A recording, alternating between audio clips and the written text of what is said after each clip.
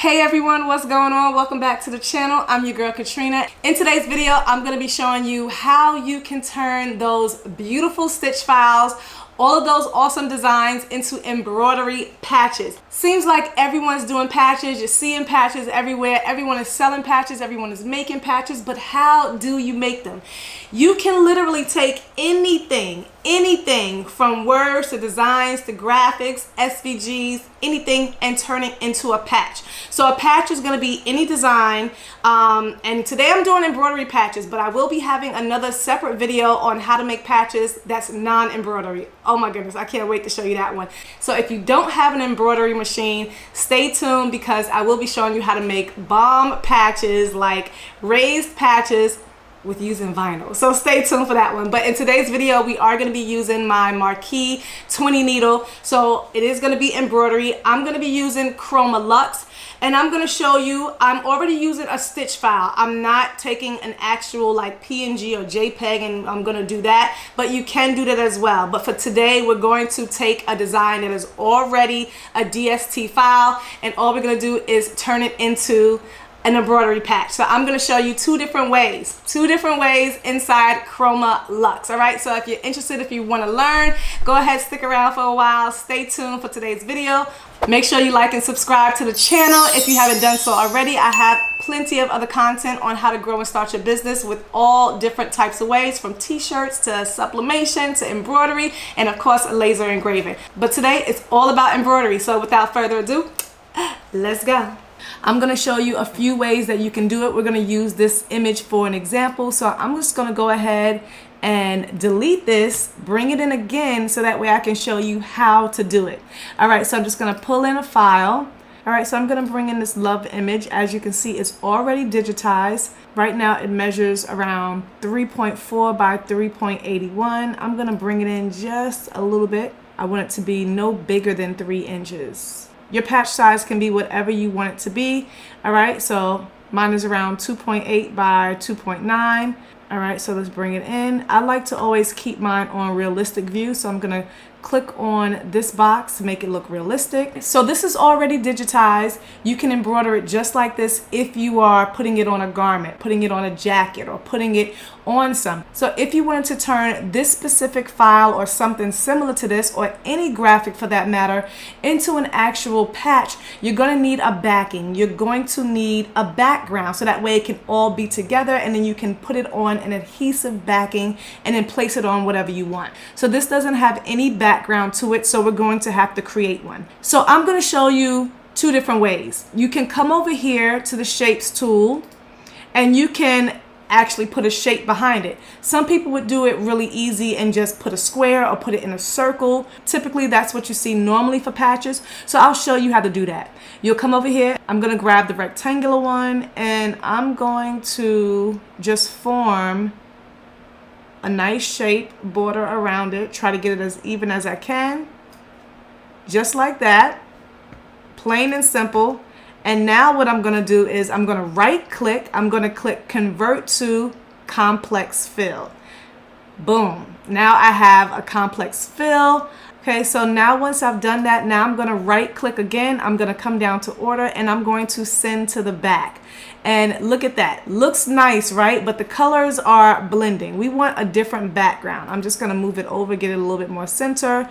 I'm going to change this background color to black. As you see, I have 7 colors in this design. If you look down at the bottom row, all of the different 7 colors. So I'm going to go ahead and I'm going to change the 7th color. You can also add a color if you want. So if you come up here to the top right and you click on the comments box where you see color, you can add a color, click apply, and as you see, I have another color now. Now I'm going to just change this to black. I'm going to change that to black, and now I can see all of my colors much better. So now I'm just playing with the colors, and I'm just going to change all the rest of the thread colors to see which ones I like best, but you can also wait and do this on the machine as well. I'm just trying to see how I want it to look.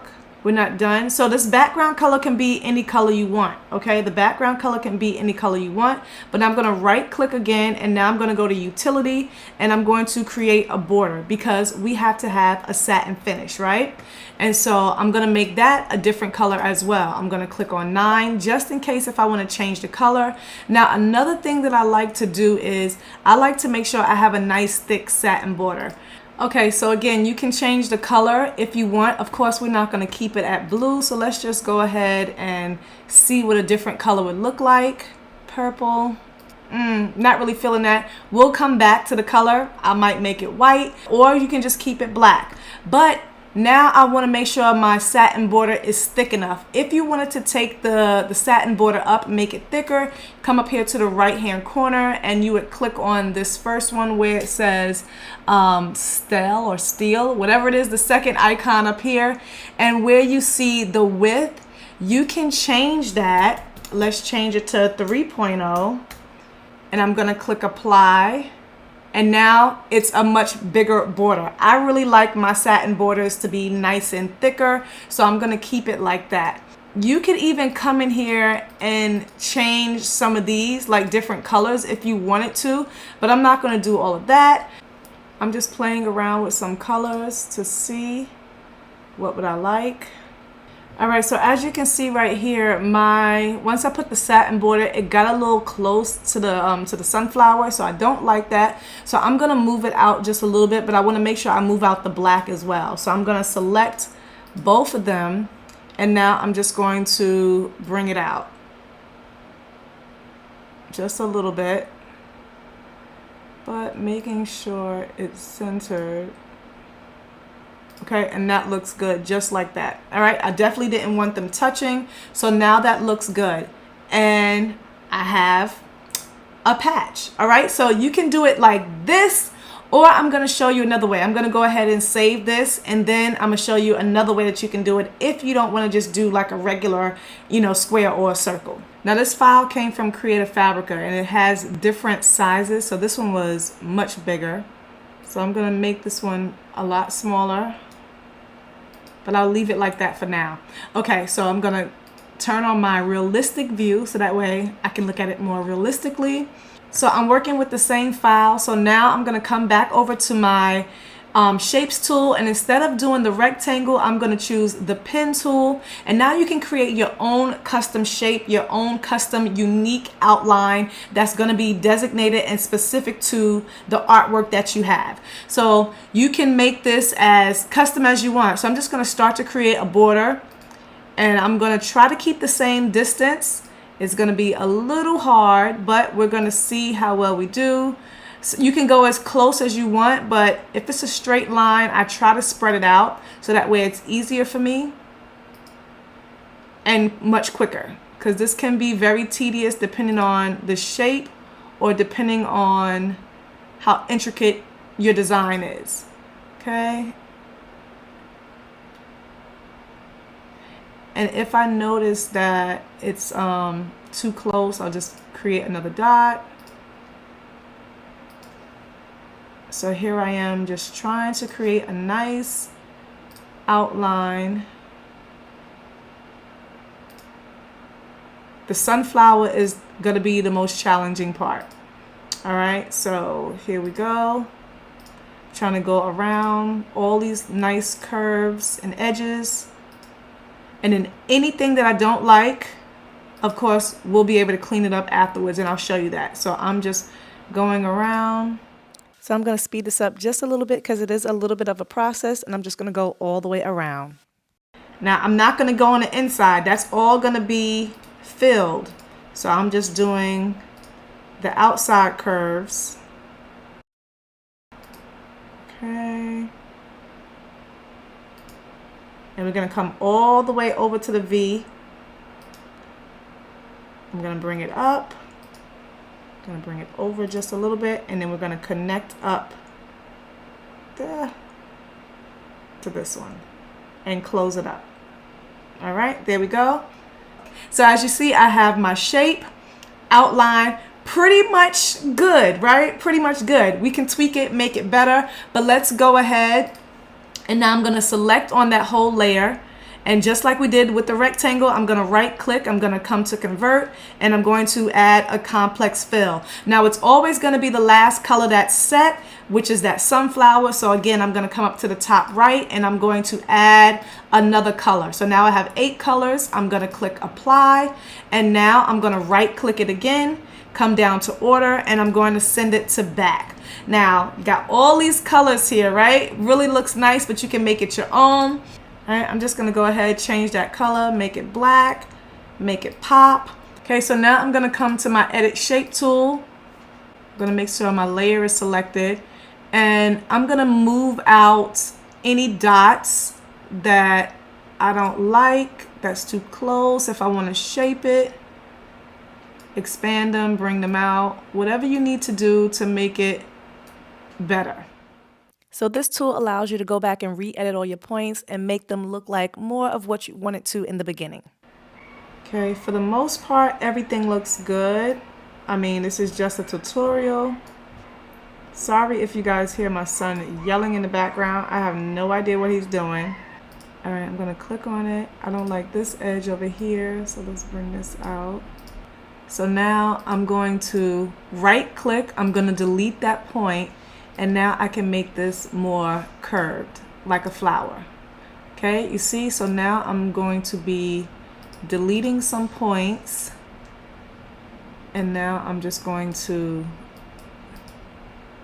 oops, didn't mean to do that. Now I'm gonna curve it. Okay, so it looks a little bit better. All right, so I'm going to delete this point just to see. We're gonna make it straight, and now we're going to curve it. So I'm just pulling it out just a little bit just to see how it looks. All right, so I'm going to delete this point. Oh, I deleted the wrong one, but that's fine. Let's delete both of them just to see. Okay, so now I can bring this like right in here. Okay, so I like that better. All right, so we're just cleaning literally everything up. Just trying to straighten up these levels. I'm just trying to straighten up all of the curves, make everything as straight as possible. And we're gonna straighten this up. So you see, you can move them any way you want.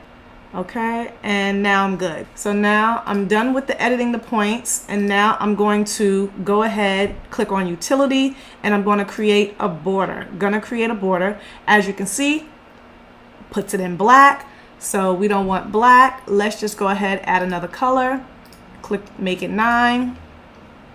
And we're going to make this a nice yellow just to make it pop for right now. And last thing I'm going to do is, you know, I'm going to take it up. We're going to change it to 3.0. Give it some more. If you want to add like more density or anything like that, you can. I'm going to leave it just like that. And as you can see, that's what my patch is going to look like. So you guys let me know which one you like better. This is using the pen tool method. As you can see, more custom, created to the shape, contour to the shape. Or you can do a regular, whether it's a circle, whether it's a rectangle. But if you come to the shapes panel, you do have the option to choose other shapes as well, like arrows, you know, clouds, stars, hearts. So you can use that if you have an image that looks like that. So if you want to put a patch inside of a Christmas tree or a shield or a star, they already have some here as well. And I believe you can add more or create more as well. So this is the twill that I just got. So I'm just going to, and it's a really big piece, it's 1 yard. So I'm just going to cut it out. Make sure I have enough to go around the whole thing. Now, some people might want to double this. I'm not going to double it because it was cost more than the felt. So I'm just going to put regular stabilizer underneath it to make it more sturdy. So I'm just going to take my regular stabilizer. This is the cutaway, and I'm going to put it behind it. So I'm going to add the stabilizer first, the cutaway first. and then I'm going to add this. And you want to try to typically use the same color that your complex fill is, the background of your patch. So if you can, try to use the same color or similar, so that way no thread will show through, or the backing won't show through. And there you go. Magnetic hoops snap right in place. Let's go to the machine.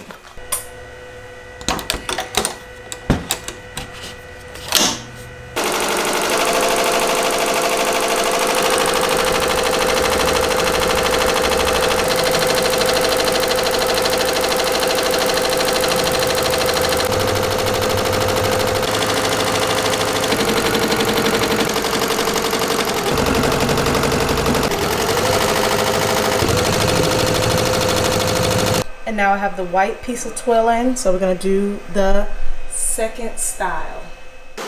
So while the other patch is embroidering, I'm going to just begin to cut away the fabric and the twill. And I'm just using a regular fabric scissor at first. I'm just going to cut a nice piece off, get it nice and close, but then I'm going to come back in again. And you want to get underneath the satin stitch. You want to get as close to the satin stitch to the border as possible without cutting that thread. You do not want to cut the thread because then it will unravel. The satin stitch is going to be your base. It's going to be the finish, but you don't want any material or fabric showing or sticking out outside of it, just like an applique. So here I am just cutting everything up close as possible to get it nice and neat. And now to finish it off, to get even closer, I'm going to take my curved scissors. These are going to be linked down below in the description box. These are from my Amazon store as well. And I'm going to get all the way up close in the nitty gritty in the crevices. And I'm going to cut all that excess black off to finish it off. So the second patch, I had to go back and resize it because it was too big for my 5x5 mighty hoop size. So I went back and I actually decided to put it on a white twill, and then I left it with the original satin border size. So I wanted you to see the difference. So when this one finishes, you'll see that this one is on the white twill and this one has a much thinner border, so that way you can see the difference up close. So you'll be able to tell me which one you like best.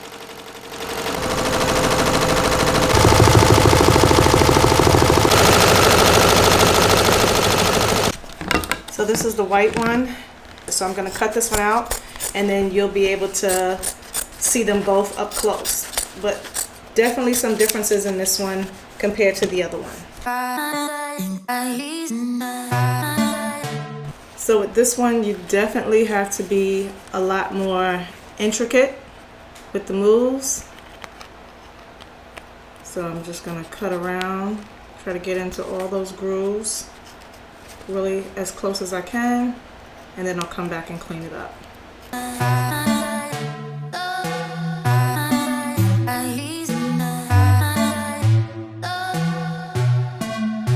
Okay, so now I'm going to come back in and cut it around even more, even closer.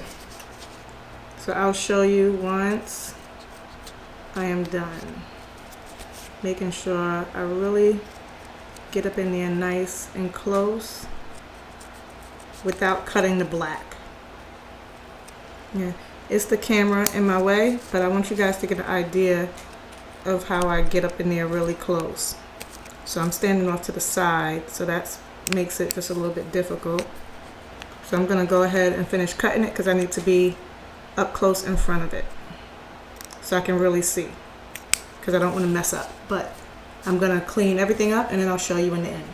Okay, that looks a little better, but it's still not perfect. So what I'm gonna do is, to clean up the edges, I'm gonna take a lighter. You wanna take a lighter and you wanna be very careful. And you just want to go ahead and burn the edges, so that way all that excess fabric falls off. It will fall off and you are good to go. You don't want to burn it.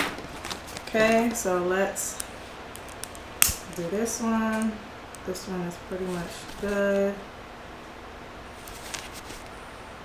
All that fabric just falls off. Okay, and it's not burned, but you don't want to do it, hold it on too long.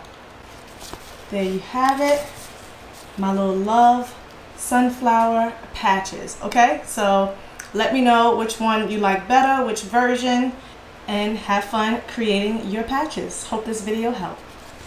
So now there's still one step left You want to make sure you apply your heat and bond, because that's how you're gonna attach your patches to whatever you're gonna put it on, your garments, your hats. So heat and bond light, you can get this off of Amazon, or you can get this like in a fabric store.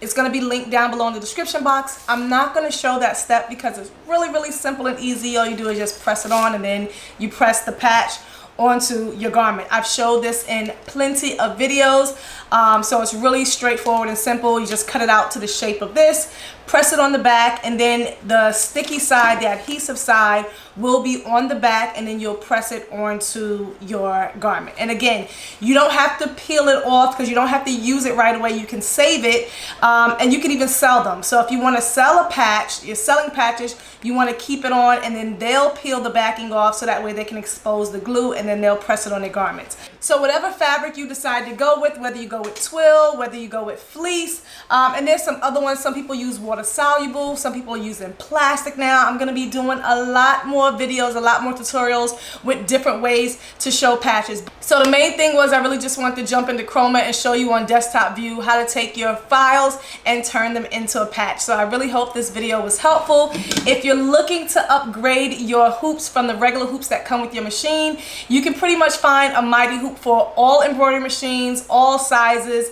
Mine is 15.5 if you have the Ricoma 15 needle or 20 needle. I use 15.5. That's the sewing fill arm, and you'll get free shipping if you want to purchase any Mighty hoops, any of the hooping stations. You'll get free shipping when you use my affiliate code, which will be linked down below in the description box. Everything I use in today's video will be linked down below, other than the fabric, because you can get that in your local store. All right, Joann's, Hobby Lobby, Michael's, whatever fabric store is near you. So again, let me know which one you like the best, and until next time, I will see you guys in the next video. Happy embroidering, and don't forget to join my new Facebook group, Crafts to Careers. That's linked down below in the description box, so you can jump on and ask your questions, learn from everybody else, and of course, sharing all the craft fun. All right, we're growing craft business. We're turning passions into profit, and I'm giving out daily tips, motivation, and everyone is showcasing their work as well. So it's a great place to network, show your business, grow, and learn. Crafts to Careers, turning your passions into profit. Everything is linked down below in the description box. I'll see you guys in the next video.